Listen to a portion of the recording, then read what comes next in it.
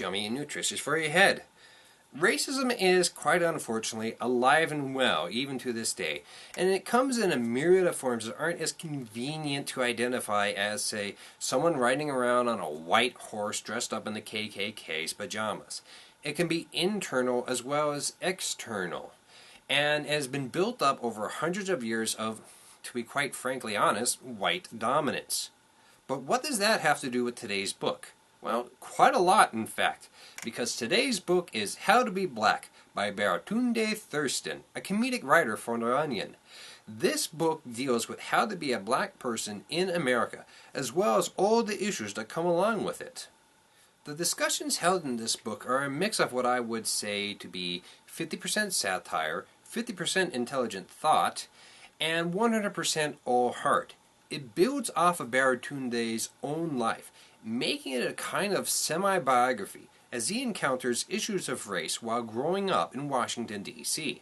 At times, it can be very touching and poignant, the details that Baratunde shares with us in this book. And as you read through it, you can tell that he wore his heart on his sleeve as he wrote it. This is balanced wonderfully with the intelligent discussion that he has with his, what he calls, the Black Panel, which is a group of like-minded comedians and writers. He covers issues divided into different chapters such as, can you swim? How's that post-racial thing working out for you? How black are you? And being the black friend. The discussion of these issues and others is mixed excellently with a cutting satirical humor and a tone that is set very early in the book. For example, Baratunde offers up a list of things that white people can do to celebrate the contribution of black people during Black History Month. For example, I just picked one at random, and here's number 8. Acquire a new black friend. Denzel Washington and I are busy men. We can't be the black friends for all of non-black America, so it behooves those of you who are not black to get your own. If you find yourself in the unfortunate position of being black friendless, you can either go to the nearest black church and strike up a conversation, or just fire up Facebook, search for black people, and start clicking. Add friend on the names is a resulting list.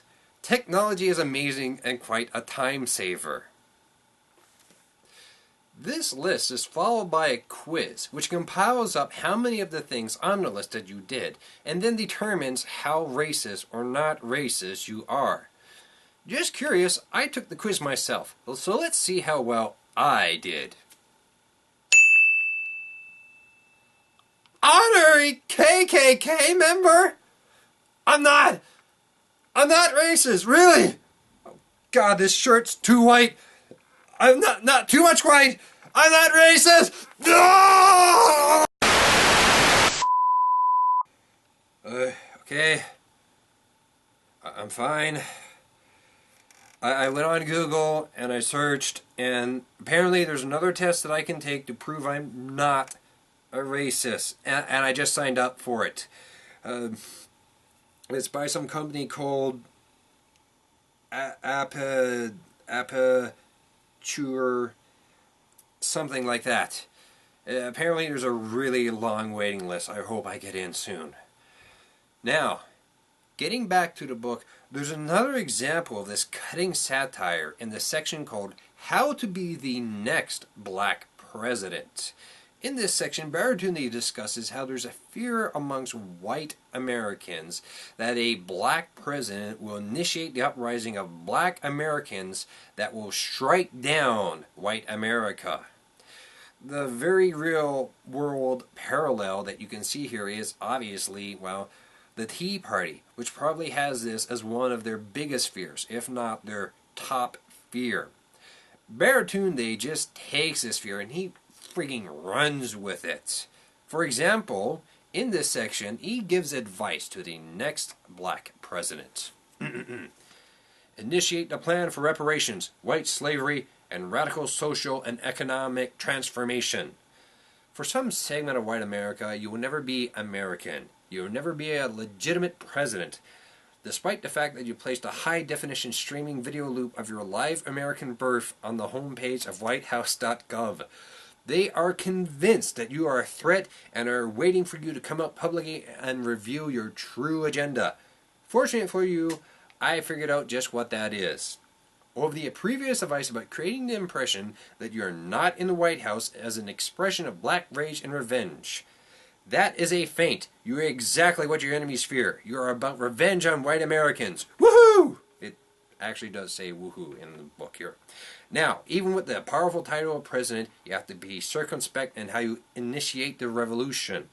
Declaring martial law and sending troops into white neighborhoods, forcing interracial gay marriages, and liberating every single black prisoner would be swift, but would also trigger certain resistance and make our work much more difficult. No, what you need to do is implement policies for total race war. Policies like even more expanded health care coverage, radical financial markets reform, and infrastructure projects like high-speed rail. Of course, behind the scenes, each of these is a part of your larger plan to destroy white America. Now, what makes this humor so cutting is that it reflects actual real-life criticisms leveled against President Obama himself, with Obamacare being one of the highest. I mean, Obamacare, what the hell? Now, I'm Canadian. I have universal health care, so I don't have to worry about this kind of thing too much. But back in 2009, when I was watching the news and I saw that President Obama was going to introduce this legislation, I thought America was going to blow up or something. Every bit of news that I saw that featured a viewpoint from someone on the right or the Republicans, it made it seem like Obama was out to destroy America with his new policies, which was just extended health care benefits. What the hell? This book provides a really good look at racism, and with its cutting satirical humor, mocks racist people, as well as the views that they hold. What it also does is take a look at internal racism, and discussing what being black means, and how you can define that.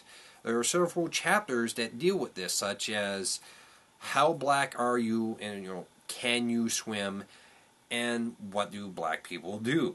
Issues and chapters and discussions like that. Although one thing I will say is that as this deals with issues of racism in America, some of the jokes kind of flew over my head, such as the ones centered around the Black Entertainment Television Network, the BET. Frankly, I've only just now gotten digital satellite, so it's only now that I can watch it. But from what I heard from my friends, that's not a good use of my time, or anyone else's. I'm Triple J, and... You've got mail. Oh, hang on.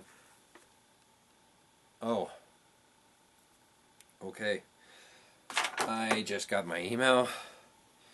It's time for the test to prove that I'm not racist. No. Oh God. Okay. Okay.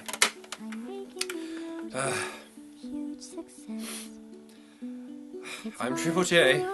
That's all I got left to say. I'll see you guys later. Wish me luck on the test.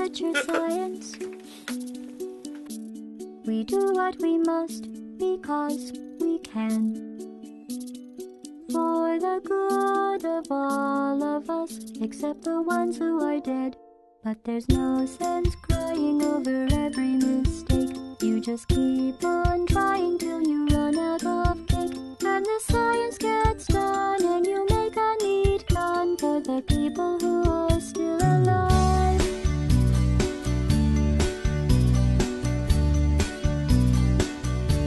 I'm not even angry. I'm being so sincere right now. Even though you broke my heart and killed me and tore me